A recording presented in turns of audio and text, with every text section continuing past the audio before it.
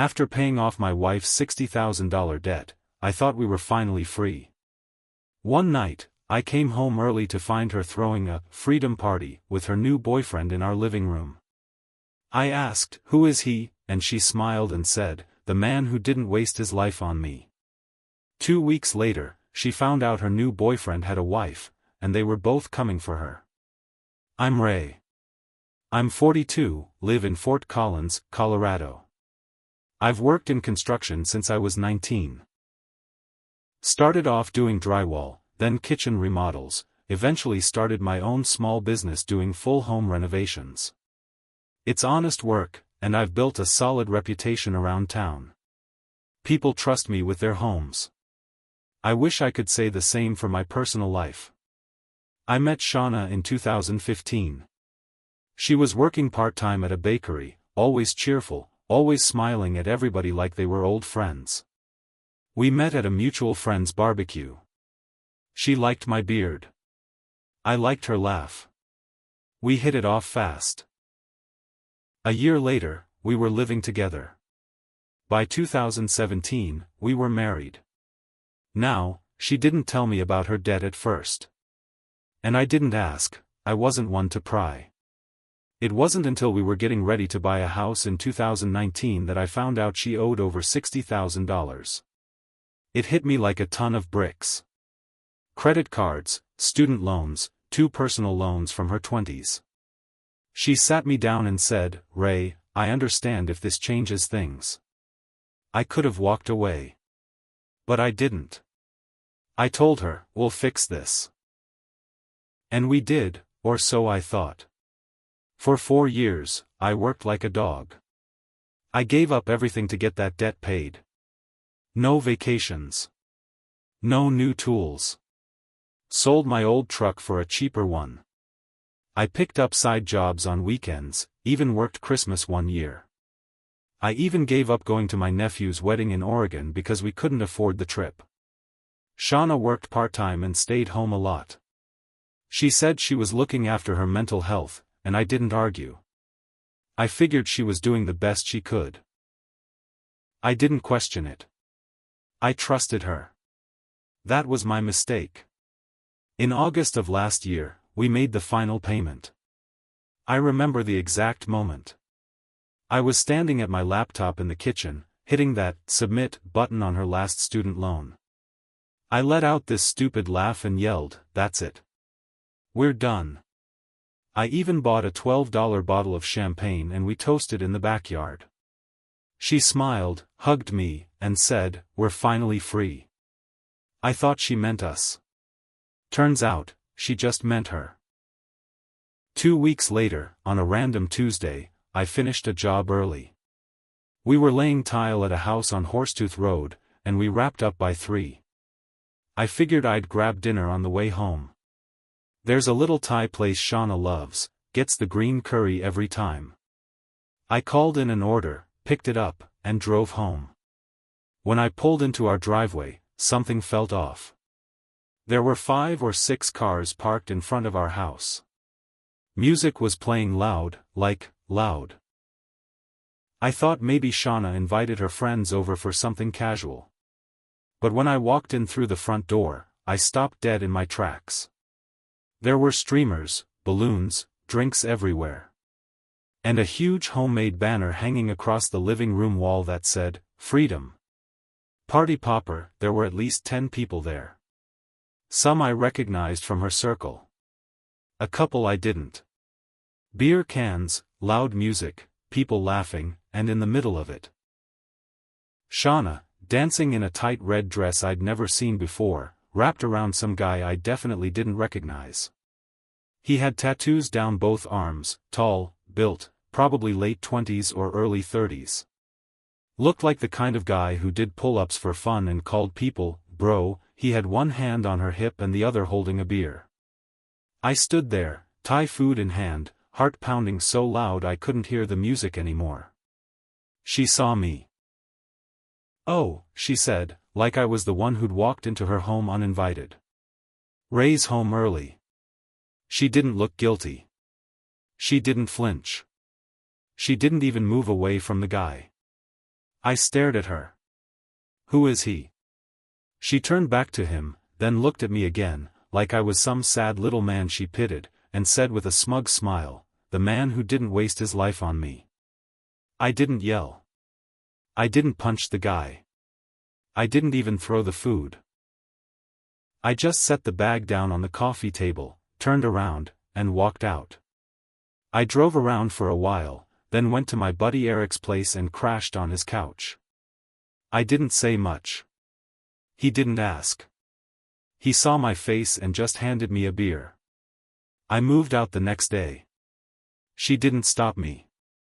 A week later, I got a text from her. One line, "You were right about him." I ignored it. Then Eric called me a few hours later, laughing his ass off. He had heard from one of our mutual friends that Shauna's freedom guy, Mr. Tattoos, had a wife. A wife who had been tracking him for weeks using a GPS tag she put in his truck. She found out about Shauna through phone records and Instagram. And this woman wasn't quiet. She wasn't sad. She was furious. She called Shauna. Sent her screenshots. Sent her photos of their kids. Told her she was going to file a civil suit for alienation of affection and go after every dime she had. Shauna tried to deny it at first. Then the wife, I later found out her name was Tara, showed up at our house. With a lawyer. And printouts. There was a scene. Shouting. Crying. A broken wine glass. The neighbors heard it all.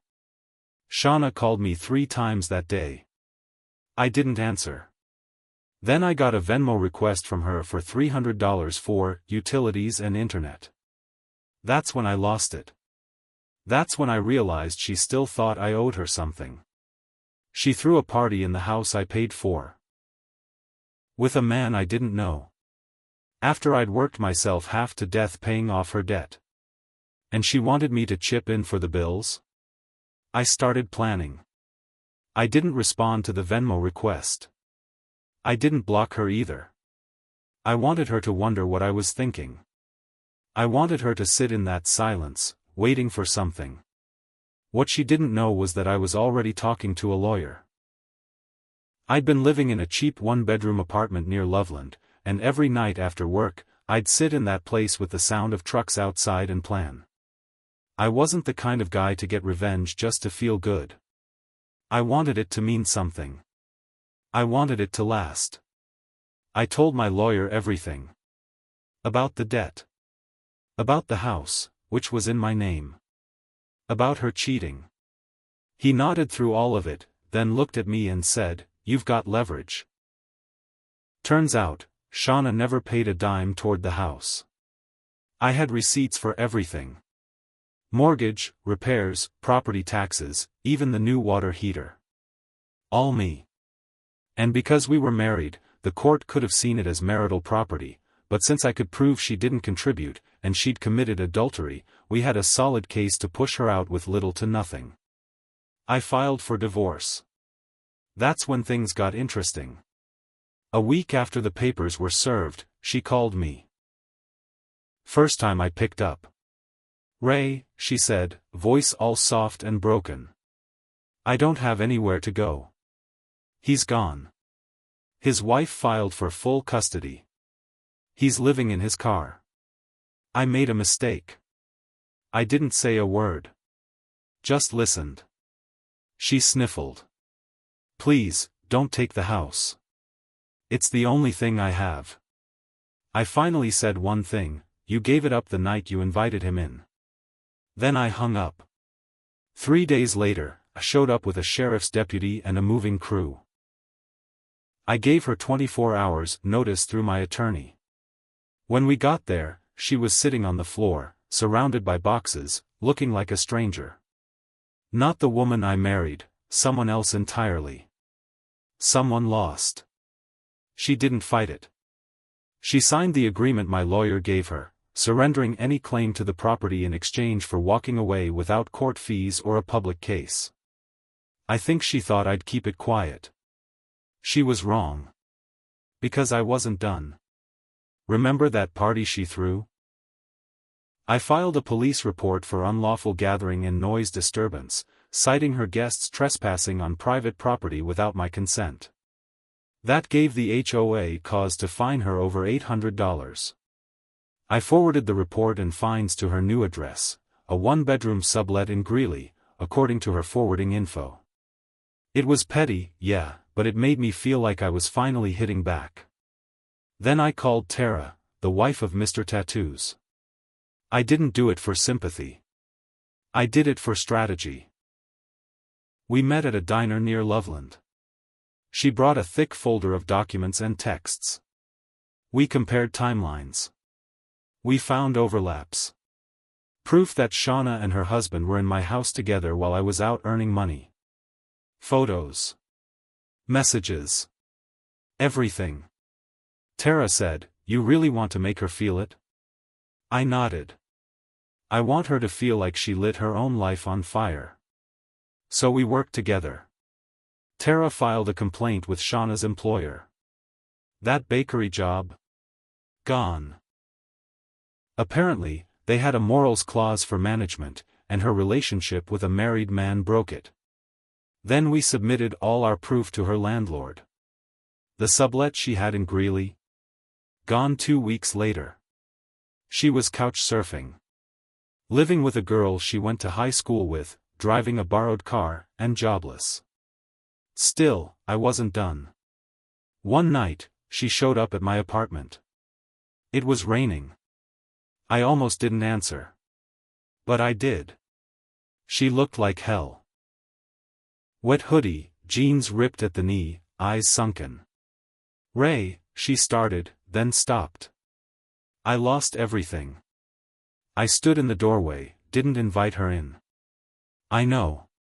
She looked up at me, and her lip trembled. "I don't have anyone left."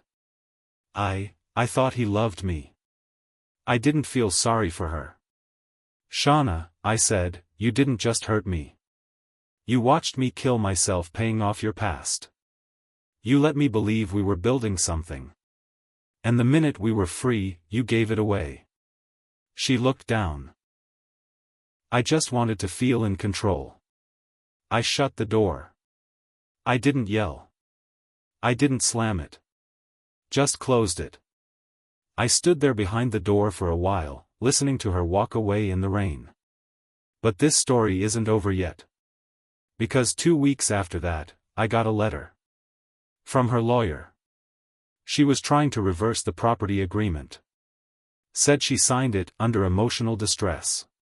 She was claiming she had no place to live and deserved spousal support. She wanted alimony.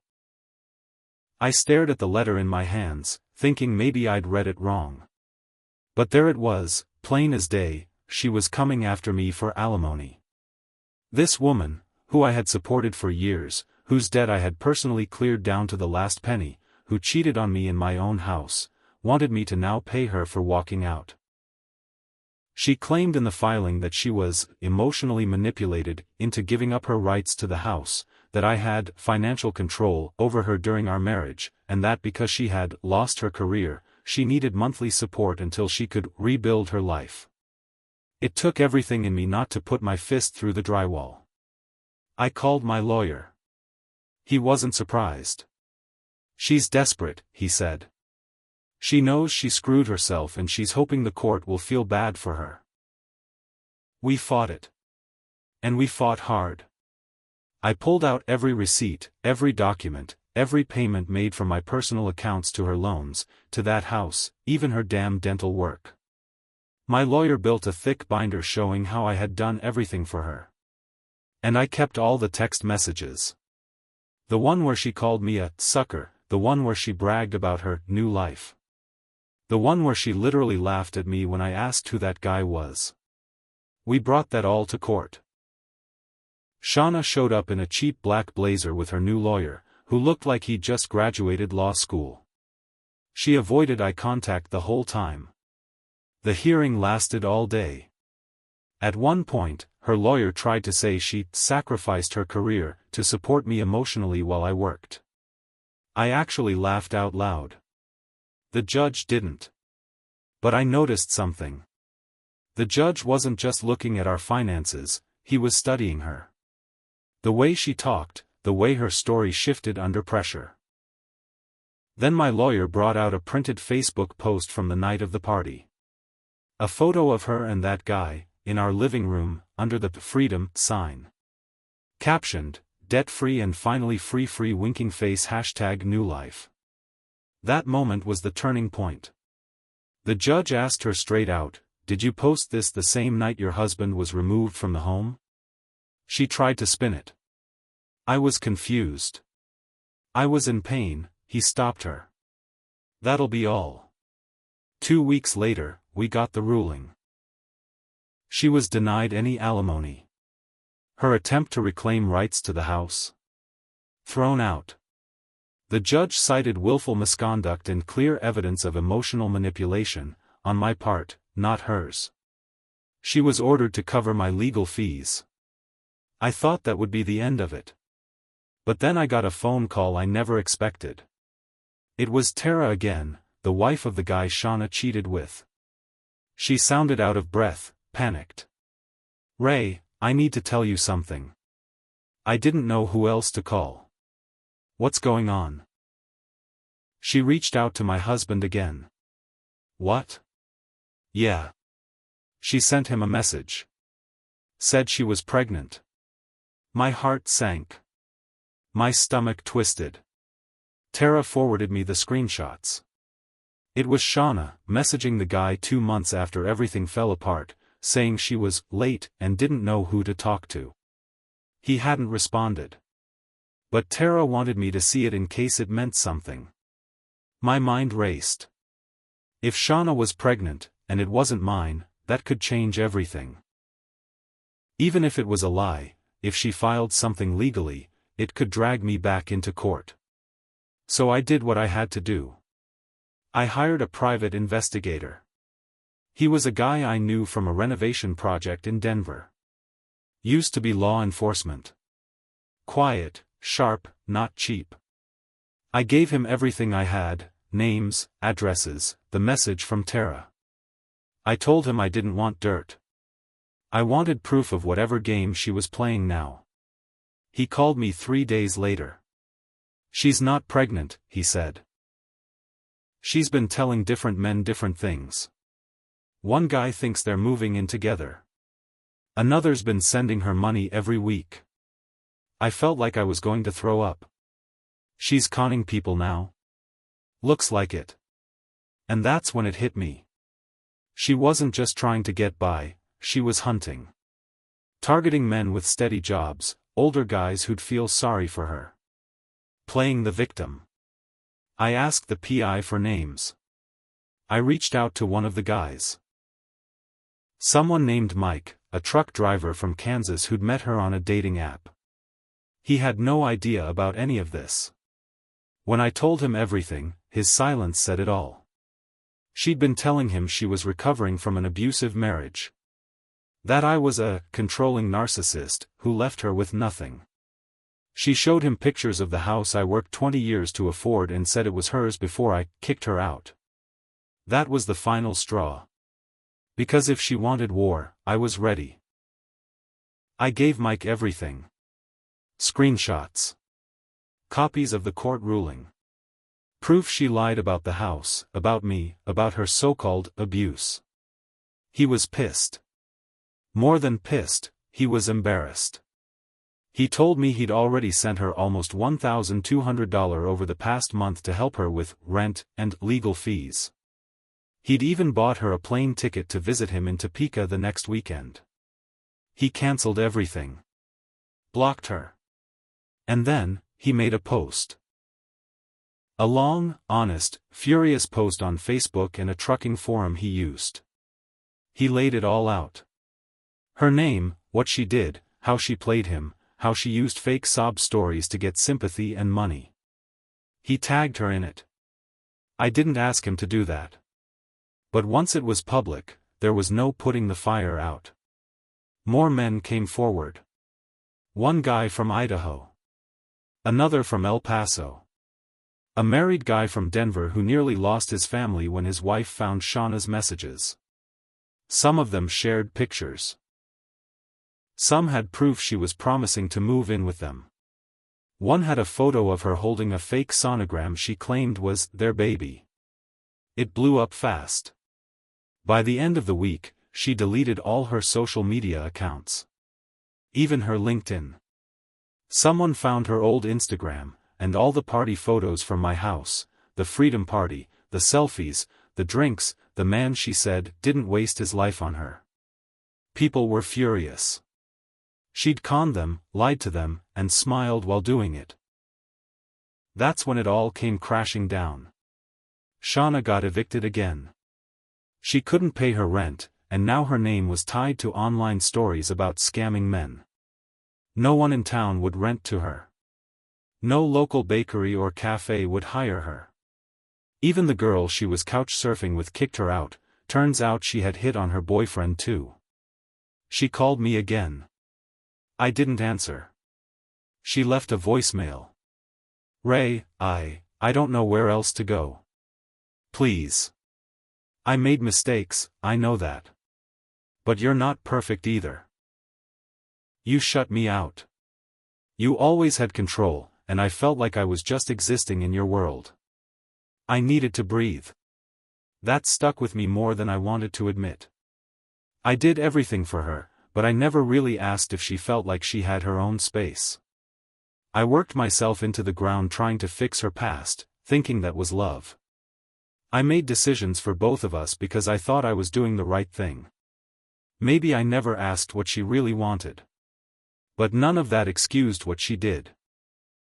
How she lied. How she betrayed me when I had nothing left to give. So I sent her one final message. I'm not your enemy. But I'm not your safety net. You chose your path. You danced in it. Now live with it. She didn't reply. 6 months passed. I moved on, slowly. I started dating again. Nothing serious, but it felt good to talk to someone who didn't carry that weight. I started seeing a therapist, too. Something I never thought I'd do. Helped me make sense of everything. Why I stayed so long, why I ignored the signs, and why I let myself carry a debt that wasn't mine, both the financial kind and the emotional one. And then, one day, while grabbing a coffee before a job, I saw her. Shauna. At the corner of a gas station parking lot. Sitting on a bench with a trash bag of clothes at her feet. No makeup. Hair pulled back. Thin. Tired. She didn't see me. And I didn't go up to her. I just stood there for a moment, watching her stare out into nothing. This was a woman who once stood in our living room, smiling with a man who wasn't me, celebrating her freedom. And now she looked like she'd give anything to go back to the day I said, "We'll fix this." But there was no going back. I drove away. So yeah. I got my revenge. Not with fists. Not with fire. But with truth. With patience. With letting her world collapse under the weight of her own lies. She made her choices. And I finally made mine. I chose to let go. But I'll never forget that night, the music, the banner, the laughter. And her words, the man who didn't waste his life on me. No, Shauna. I didn't waste my life on you. You wasted your own.